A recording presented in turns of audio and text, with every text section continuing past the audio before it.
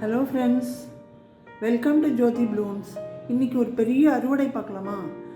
பின்னாடி தோட்டத்துலேருந்து முருங்கைக்காய், முருங்கை இலை, முருங்கைப்பூ, வாழைப்பூ எல்லாமே அறுத்தேங்க. ஆள் வச்சு பறித்து வச்சுருக்கேன். பாருங்க, முருங்கைக்காய் எக்கச்சக்கமாக காய்ச்சிருக்கு. இது நாட்டு வெரைட்டி, ஆர்கானிக்காக வளர்த்தது, எந்த பூச்சி மருந்தும் அடிக்கலை. ரொம்ப டேஸ்டியான காய். இதை நிறைய காய்ச்சதுன்னா எப்படி ப்ரிசர்வ் பண்ணலான்னு பாருங்கள். நான் இதை ஆவியில் வச்சுட்டு அப்படியே ஒரு ஃபுட் பிளாஸ்டிக் டப்பாவில் போட்டு ஃப்ரீசரில் வச்சுருக்கேன். இப்போ இந்த ஃப்ரீசர்லேருந்து நம்ம வெளியில் ரூம் டெம்பரேச்சர் கொண்டு வந்தால் இதை சமையலுக்கு பயன்படுத்திக்கலாம். என்ன சமைச்சாலும் அதில் போட்டுக்கலாம். சாம்பாரோ கூட்டோ அவியலோ எது வேணாலும் நம்ம முருங்கைக்காய் யூஸ் பண்ணுற இடத்துல இதை யூஸ் பண்ணிக்கலாம். ஃப்ரீசரில் வச்சு ஃப்ரீஸ் பண்ணியிருக்கேன். இந்த மாதிரி நீங்கள் ப்ரிசர்வ் பண்ணலாம். இதுலேருந்தே நீங்கள் பல்ப்பை கூட எடுத்து ஒரு டப்பாவில் போட்டு மூடி ஸ்டோர் பண்ணிக்கலாம். ஸோ இது ப்ரிசர்வ் பண்ணின முருங்கைக்காய். அப்புறம் முருங்கை இலை பாருங்கள், ஃப்ரெஷ்ஷாக இருக்குது. முருங்கை இலை எல்லாருக்குமே தெரியும், ரொம்ப ஊட்டச்சத்து உள்ளது. முருங்கைப்பூ கிடச்சிருக்கு பாருங்கள். முருங்கைப்பூ நல்லா அலசிட்டு இதை பொரியல் பண்ணி வச்சுருக்கேன். கொஞ்சமாக இதோட கொஞ்சம் கசப்புத்தன்மை போகிறதுக்கு நல்ல நெய்யில் கொஞ்சம் நேரம் வதக்கிட்டு அப்புறமா தாளித்து கொட்டி தேங்காய் போட்டிருக்கேன். தேங்காய் போட்ட முருங்கைப்பூ பொரியல். ஸோ இதெல்லாம் முருங்கையிலேருந்து கிடச்சிது. முருங்கை மரத்துலேருந்து முருங்கைக்காய், முருங்கை இலை, முருங்கைப்பூ பொரியல் இதெல்லாம் இன்றைக்கி கிடச்சிது.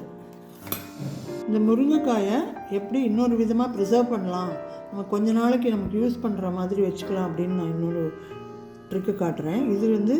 இது ஒரு 2 பீஸாக கட் பண்ணி நீங்கள் இட்லி தட்டில் ஆவியில் 5 நிமிஷம் வச்சு எடுத்திங்கன்னா போதும், இந்த மாதிரி வெந்து வந்துடும். இந்த வெந்து வந்ததை இப்படி ஷார்ப்பாக ஒரு ஸ்பூன் வச்சு இப்படி ஸ்கூப் பண்ணி எடுத்தோம்னா இந்த மாதிரி பல்ப் கிடைக்கும் உங்களுக்கு. இப்போ இதில் வேக வைக்கும்போது நீங்கள் ஒரு 5 மினிட்ஸ் வச்சா போதும். நீங்கள் திறந்து கூட பார்த்துக்கலாம். ரொம்ப வேக வச்சிங்கன்னா அப்படியே உடஞ்சி எல்லாம் வந்துடும். ஸோ அது அப்படியே முழுசாக இருக்க மாதிரியே ஒரு 5 மினிட்ஸ் வேக வச்சுட்டு இந்த மாதிரி ஓப்பன் பண்ணிங்கன்னா இப்படி ஸ்கூப் பண்ணி எடுத்துடலாம். இது ஏற்கனவே நான் எடுத்து வச்சுட்டேன், அப்புறம் தான் நான் வீடியோ எடுக்கிறேன். ஸோ இப்போ பாருங்கள், இது ஒரு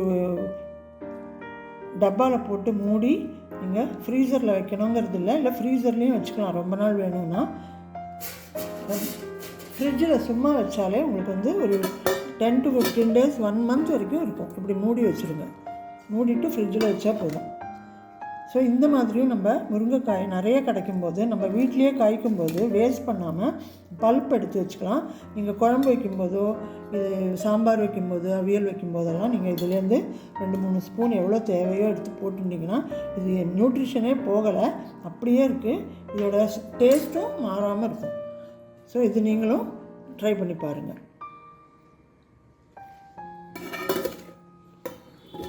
அதுக்கப்புறம் மஞ்சள் பாருங்கள், மஞ்சள் பறிச்சுட்டு அதை நல்லா க்ளீன் பண்ணி அரைக்கிறதுக்காக வச்சுருக்கேன். ஆவியில் வச்சு இல்லை வேக வச்சுட்டு இதை பொடி பண்ணி கிச்சனுக்கு யூஸ் பண்ணிக்கலாம். இதுவும் மாடி தோட்டத்துலேருந்து எடுத்தது. ஆர்கானிக்காக எந்த பூச்சி மருந்தும் இல்லாமல் நம்ம ஆர்கானிக்காக எடுத்ததுனால இது நல்ல உடம்புக்கு நல்லது.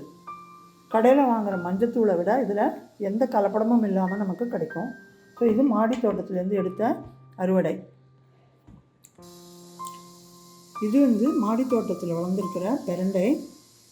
இந்த பெரண்டையை பிஞ்சாக இருக்கிறத எடுத்துகிட்டு தொகையல் அரைச்சிருக்கேன் பாருங்கள்.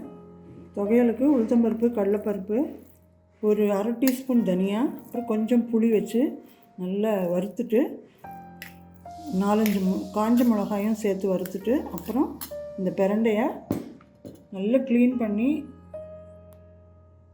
பண்ணும்போது இந்த மாதிரி க்ளவுஸ் போட்டுக்கலாம். அப்போது அரிப்பு எடுக்காது. இதை நல்லா எண்ணெயில் வறுத்துடணும். இல்லை நல்லெண்ணெய் ஊற்றி கூட நல்லா வறுத்துட்டு அது கூடவே வச்சு அரைச்சி தொகையல் பண்ணியிருக்கேன் பாருங்கள். இது பெரண்டை தொகையல். கொஞ்சம் தேங்காயும் வச்சுருக்கேன், அதனால் நிறைய இருக்குது. இந்த அரிப்புத்தன்மை தெரியாமல் இருக்கிறதுக்கு தான் புளி வைக்கிறோம். புளி வச்சு தேங்காய் வச்சு அரைச்சிருக்கேன். இது பாருங்கள், அடுத்த அறுவடை. இது வாழைப்பூ கற்பூர வாழை தோட்டமே இருக்குது பின்னாடி. அதில் ஒரு 7 கொலைத்தல் இருக்குங்க. அதில் ஒன்று தான் இந்த வாழைப்பூ எடுத்தேன் இன்றைக்கி. சமையலுக்கு பயன்படுத்திக்கலாம். இதுவும் நல்லா ஃப்ரெஷ்ஷாக இருக்குது. அவ்வளோதாங்க இன்றைக்கி அறுவடை. ஆனால் வீட்லேயே காய்ச்சி நம்ம இந்த மாதிரி ஃப்ரெஷ்ஷாக ஆர்கானிக்காக எந்த பூச்சிக்கொல்லியும் பூச்சி மருந்தும் தெளிக்காமல் யூஸ் பண்ணும்போது உடம்புக்கு ரொம்ப நல்லது. ஸோ எல்லாருமே செல்ஃப் சஃபிஷியண்ட்டாக இருக்கணும்.